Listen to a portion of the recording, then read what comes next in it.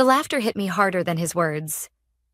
80 faces turned toward me, some smirking, others pretending to check their phones, as the new director, Alex Grant, stood in front of the screen with my name highlighted in red.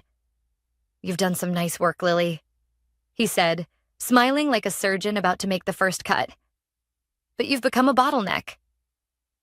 The conference room was too bright, the air too still. For a moment, I thought I'd misheard him. A bottleneck. I'd given 17 years to this company, long before Alex had even graduated college. I built the logistics systems that made us profitable, trained half the department, and managed crises that would have bankrupted us if I hadn't stayed until 3 a.m. to fix them.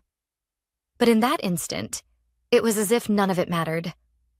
The projector flicked to the next slide. Restructuring for efficiency. My position was listed under obsolete roles. Someone snorted quietly. Another chuckled.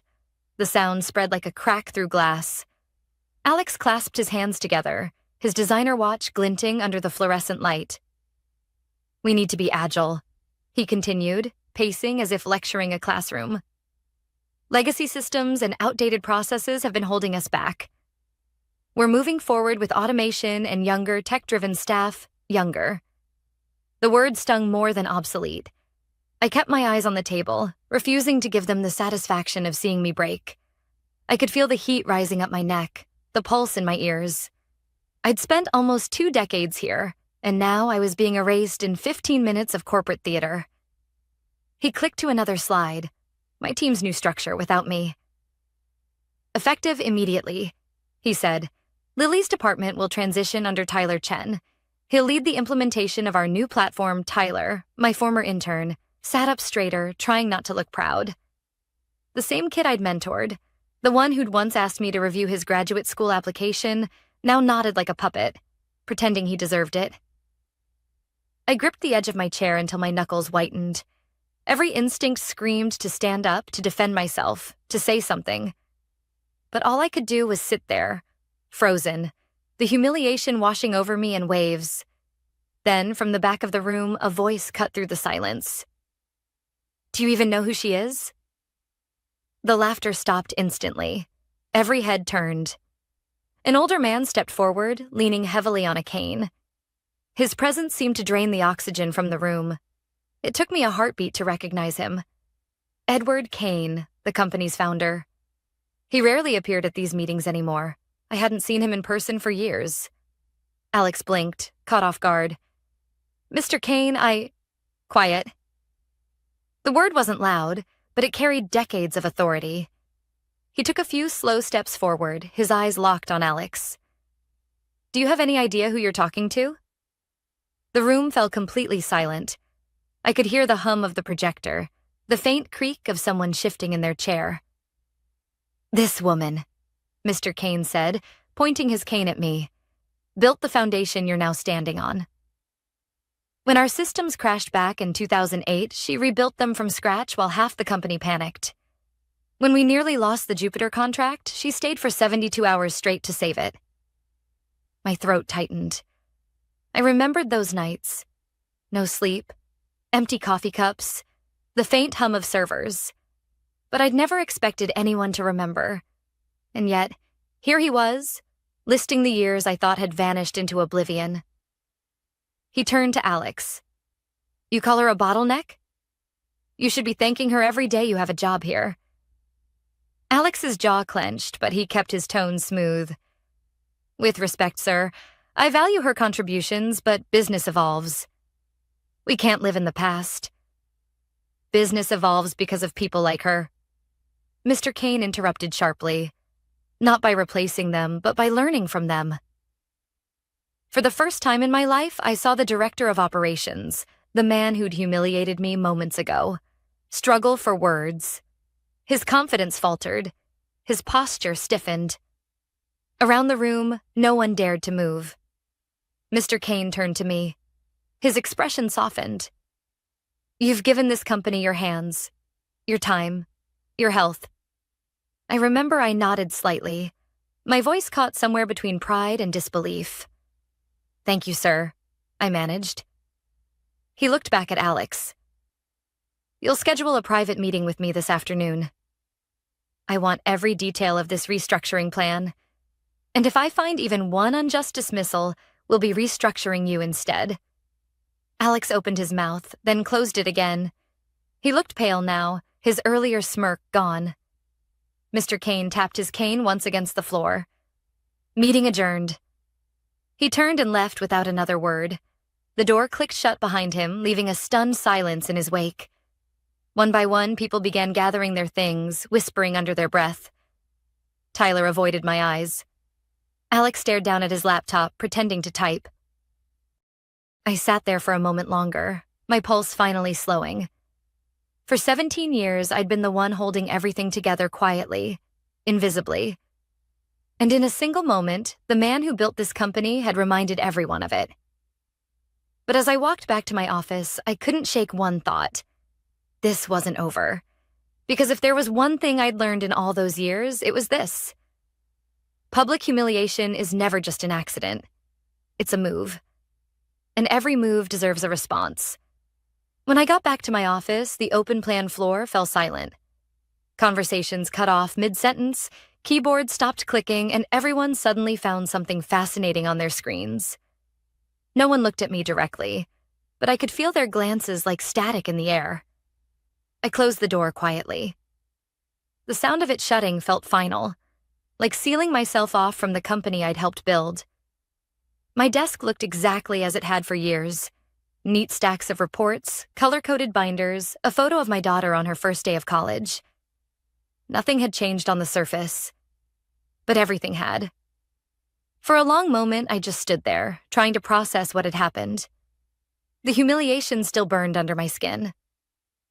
Mr. Kane's defense had stunned everyone, including me, but it didn't erase the damage. Alex had called me obsolete in front of the entire company. That stain wouldn't wash off easily. A soft knock broke the silence. The door creaked open and Tyler stepped in. "Lily," he said carefully, "can we talk?" I studied him.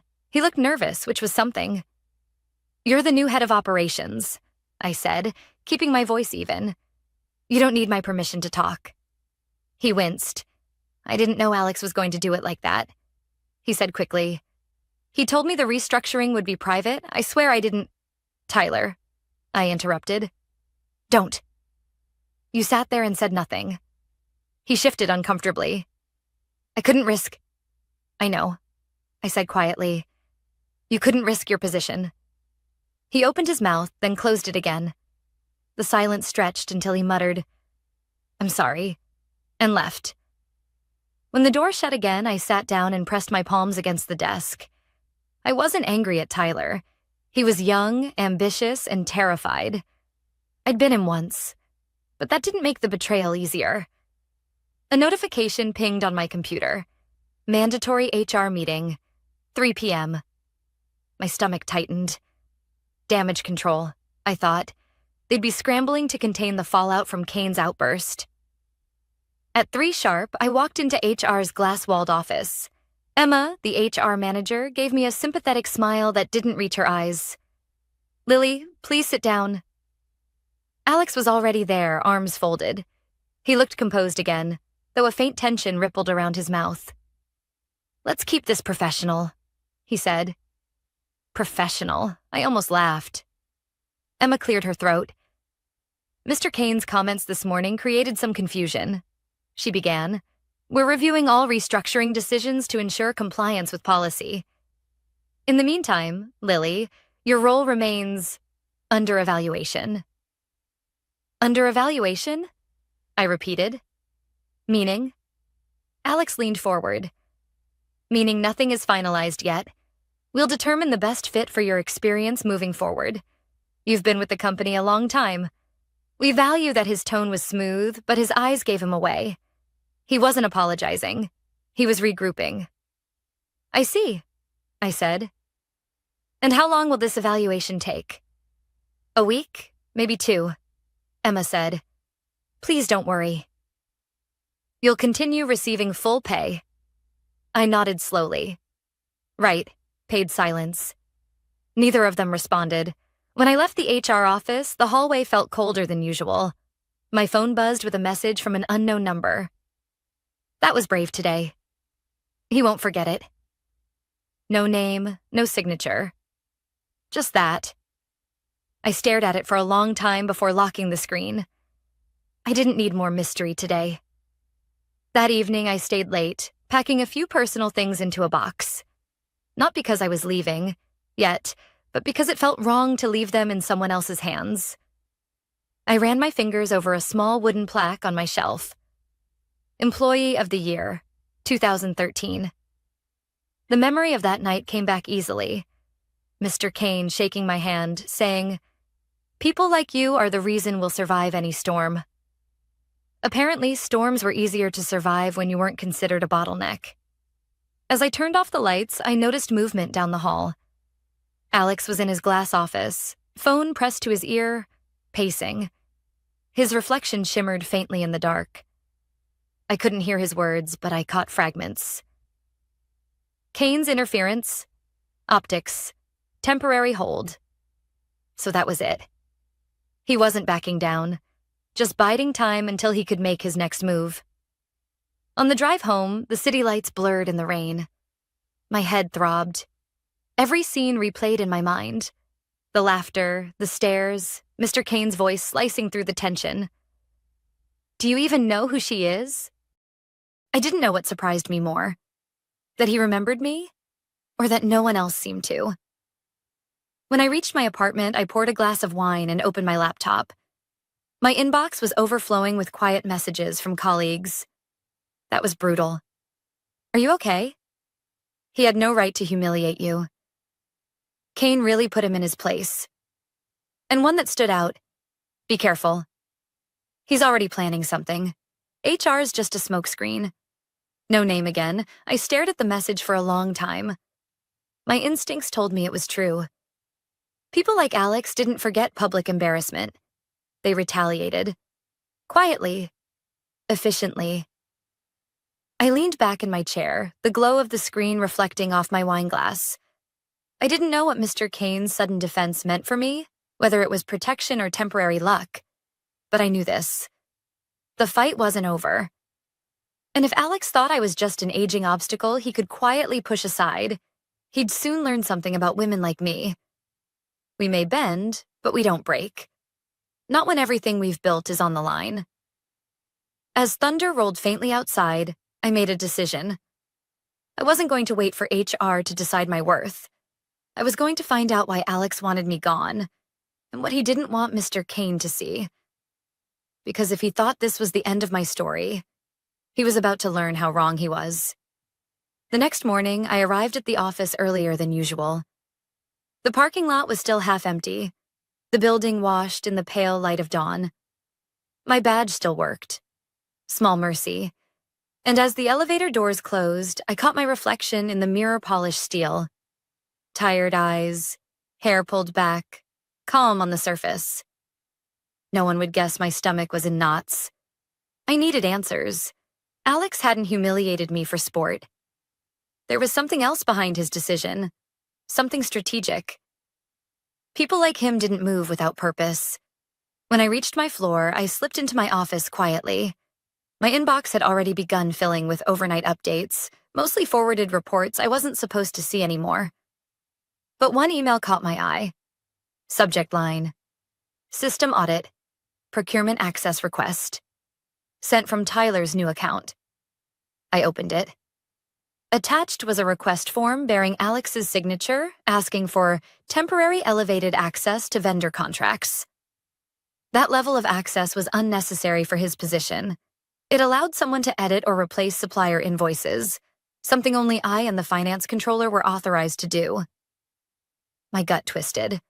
I'd seen this pattern before, years ago, when a project manager had inflated vendor invoices to skim a consulting fee. We caught it just in time. Alex's request looked eerily similar. I printed the form and slipped it into my bag. If I was right, Alex wasn't streamlining operations. He was positioning himself to control money flows. And removing me, the only person who'd noticed discrepancies, was step one. A soft knock startled me. Emma from HR peeked in, holding a folder. "Morning, Lily. Just checking in. How are you holding up?" "I've been better," I said honestly. "What's that?" "Paperwork from yesterday's meeting," she said, placing it on my desk. "Standard documentation while your role is under review." I thanked her, but before she left, I asked, "Emma, do you know if Mr. Kane spoke to Alex after the meeting?" She hesitated. "They met privately last night. I wasn't there, but Alex didn't look pleased afterward." That gave me a flicker of hope. "And the evaluation? Is HR actually reviewing, or is this just protocol?" Her lips pressed together. "Off the record?" "It's both. The board's split. Kane wants to freeze all structural changes until an internal audit is done. But Alex is pushing back, saying delays will cost the company an internal audit." I repeated. "When does that start?" "End of the week," she said. "They're bringing in an external team." My pulse quickened. If Alex had tampered with vendor contracts, that audit could expose it, unless he covered his tracks first. After she left, I stared at the folder on my desk. I couldn't sit and wait for someone else to uncover the truth. I opened my old system dashboard. Still active, thanks to a small oversight in IT's offboarding procedure, and began searching transaction logs from the past 2 months. It didn't take long. I found a series of unusual payments funneled through a new vendor account called ALX Consulting. The initials didn't even try to be subtle. The amounts were just below the threshold that triggered secondary approval. Classic trick. I took screenshots, encrypted them, and saved them to a flash drive I kept on my keychain. My hands trembled slightly. This wasn't just about me anymore. This was corporate fraud. At 9:05 a.m., the office began filling. Conversations floated through the air. Tyler walked by, pretending not to see me. Then, as I was about to close my laptop, an unexpected voice came from the doorway. "Early start, Ms. Hanley?" Alex stood there, coffee in hand, smile perfectly measured. "Still dedicated, even while on review." "Impressive," I forced a calm tone. "Old habits." He stepped inside, uninvited, and leaned casually against the desk. "Listen, about yesterday. Things got a little intense. I hope you understand this is nothing personal." "Of course," I said evenly. "Purely business." He studied me, his eyes sharp, calculating. "You've done good work here, but sometimes progress means letting go." "The founder? He's sentimental." "I'm not." "Don't take it the wrong way." "I don't," I lied. "I just hope the company benefits from the changes." "Oh, it will," he said with quiet confidence. "Trust me." He turned to leave, then paused. "By the way, HR mentioned you still have access to the old logistics system. IT will disable it today. Just a heads up." My chest tightened. He knew. "Of course," I said, managing a polite smile. When he left, I exhaled slowly. I had maybe a few hours before he locked me out. I backed up the rest of the transaction logs and hid the flash drive inside the lining of my bag. At lunch, I drove to a small cafe across from headquarters, the same place Mr. Kane used to eat when he still ran the company. I wasn't sure why, but I hoped I might find him there. Luck, or fate, was on my side. He was sitting alone in the corner, reading the paper. I hesitated, then approached. "Mr. Kane?" He looked up, surprise flickering in his eyes before softening into recognition. "Lily," he said warmly. "Join me."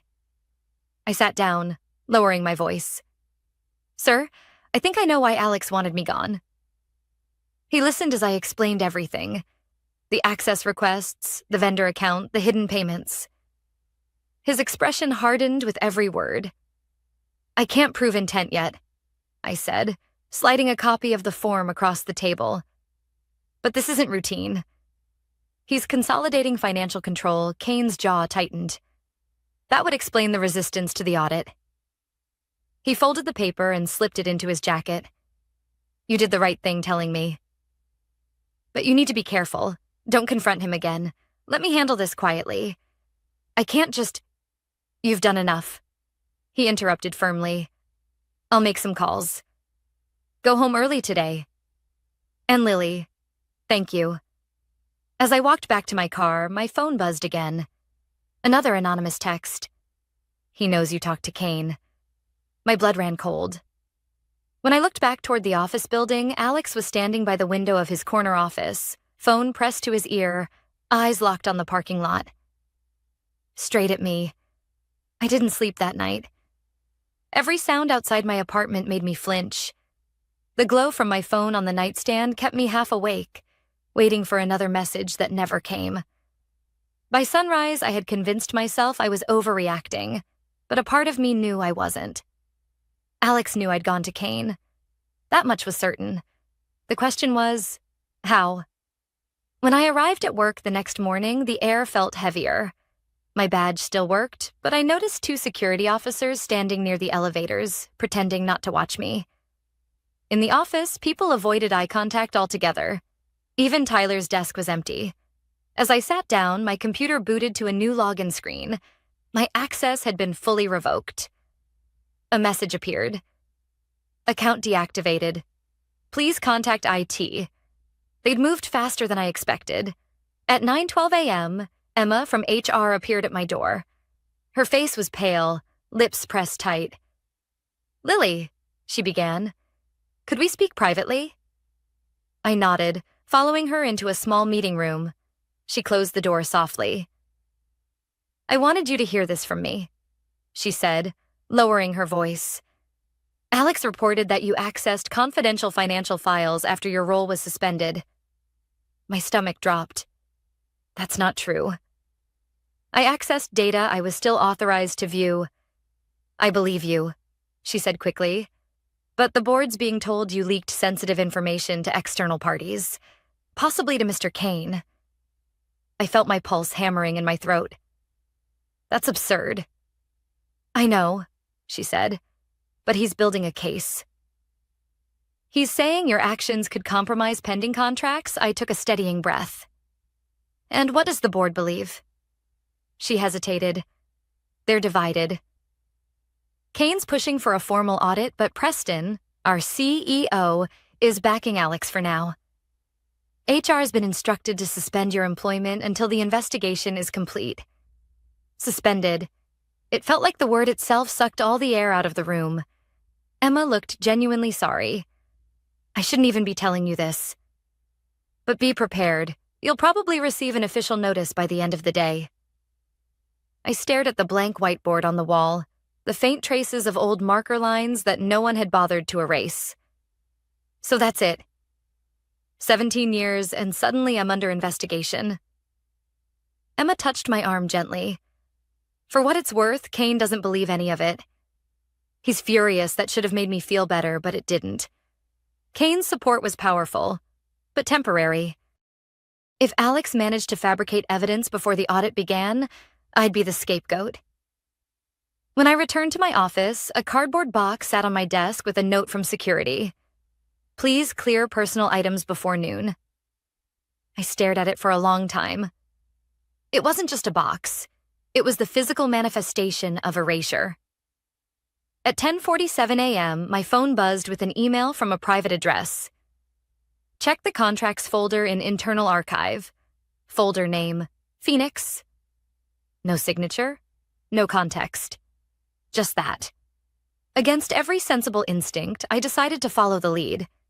Using my personal laptop, I accessed the company's public archive system, a server used for marketing materials that still mirrored older internal data. It took minutes of digging, but I found it. Phoenix_contracts_2023. The files were encrypted PDFs with altered metadata, recently modified by T. Chen. My heart sank. Tyler. I opened one file using a decryption tool I'd helped IT test years ago. Inside were purchase orders and payments tied to the same fake vendor name, ALX Consulting. But now it was worse. Tyler's digital signature had been appended to them, effectively making him look like the culprit. It was a perfect setup. Alex had left just enough digital fingerprints to implicate someone else. And now that I'd been suspended, I'd have no way to clear my name once this evidence surfaced. I copied everything: screenshots, logs, metadata trails, and sent them to an encrypted email address I'd created the night before. Then I printed one contract, folded it carefully, and slid it into my bag. At 11:32 a.m., my office phone rang. Unknown number. "Lily Hanley," I answered. "Ms. Hanley," a man's voice said briskly. "This is Marcus Lane, external auditor assigned by the board. Mr. Kane requested that we meet today. Are you available at 2 o'clock? Relief flickered through me. "Yes, absolutely. Please bring any documentation relevant to your role's restructuring and project finances from the last quarter," he added. I glanced at the flash drive in my bag. "I will." 2 hours later, I sat in the conference room across from Marcus, a calm, methodical man in his 40s with sharp eyes and no visible bias. Kane joined us 10 minutes later, walking with his cane but radiating authority. "Before we begin," Marcus said, "Mr. Kane has shared concerns regarding irregularities in financial records. Ms. Hanley, I understand you have supporting material?" I nodded and handed him a folder of printouts, explaining the pattern, the fake vendor, the access requests. As I spoke, Kane's expression darkened. When I finished, Marcus looked thoughtful. "These documents show unauthorized approvals, but they'll need to be verified against the original database. Your access has been revoked, correct?" "Yes," I said. "I'll request mirrored backups," he said. "If this holds up, it's serious misconduct, possibly criminal." Kane turned to me. "You did the right thing. Stay away from the office for now. I'll ensure you're protected." Before I could reply, the door opened. Alex stepped in uninvited, mask of politeness firmly in place. "I wasn't aware we had a meeting," he said, glancing between us. Marcus stood. "Mr. Grant, we're conducting a preliminary review of financial discrepancies." Alex's eyes flicked to the papers on the table. "And you're relying on her? The person under investigation for leaking internal data?" Kane's cane struck the floor sharply. "Watch your words, Alex." Alex's smile didn't falter. "Just stating facts." "You're letting emotion cloud judgment," I met his gaze. "You're scared," I said quietly. He froze for half a second, just enough to confirm it. Marcus gathered the papers. "I'll need to review the system backups. We'll resume tomorrow." As I stood to leave, Alex leaned in close enough for only me to hear. "You think you've won something?" "You have no idea how deep this goes." I didn't answer. But as I walked out of the building, I finally felt something I hadn't felt in days. Not fear. Control. By the next morning, the office was buzzing like a disturbed hive. Rumors moved faster than emails. I parked farther away than usual and watched from my car for a moment. The kind of quiet before a storm that feels almost sacred. I wasn't supposed to come in. Kane had told me to stay home. But I needed to see it for myself. I needed to know it was finally ending. When I stepped into the lobby, the receptionist gave me a nervous smile. "Morning, Ms. Hanley. They're expecting you upstairs." "Who's they?" She hesitated. "Mr. Kane, the auditors, and the board." My pulse quickened. It was happening. I took the elevator to the top floor. Through the glass walls of the conference room, I could see everyone already seated. Kane at the head of the table, Marcus beside him with a thick folder. Preston, the CEO, looked tense. Alex sat near the corner, his usual composure replaced by something brittle and sharp. When I entered, every conversation stopped.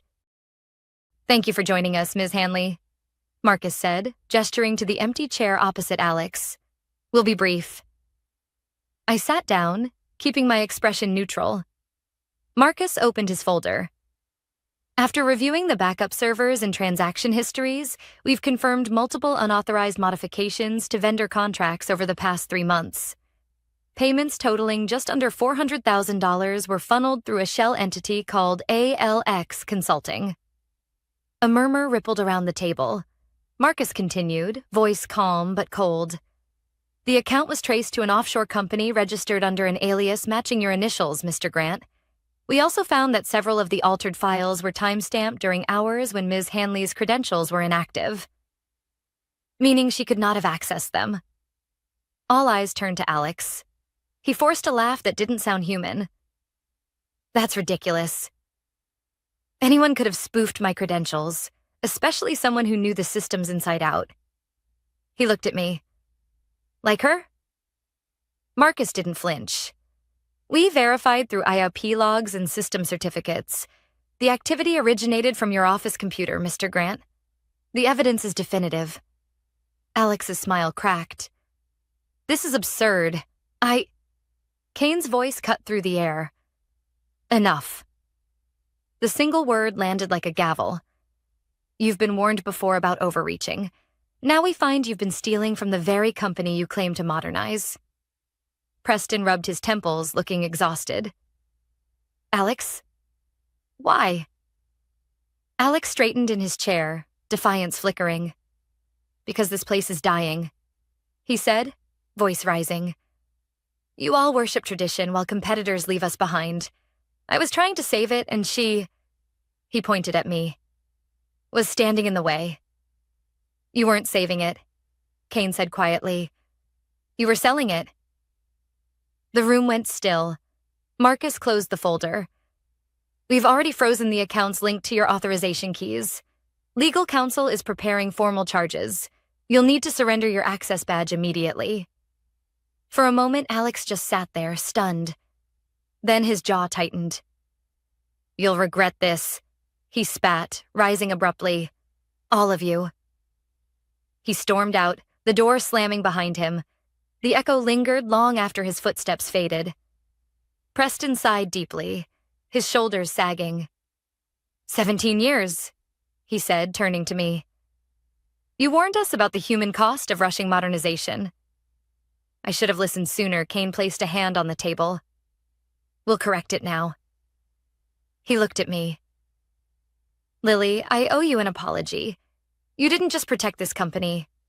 You protected its soul. I swallowed hard, the weight of months finally catching up to me. I didn't do it for gratitude, I said quietly.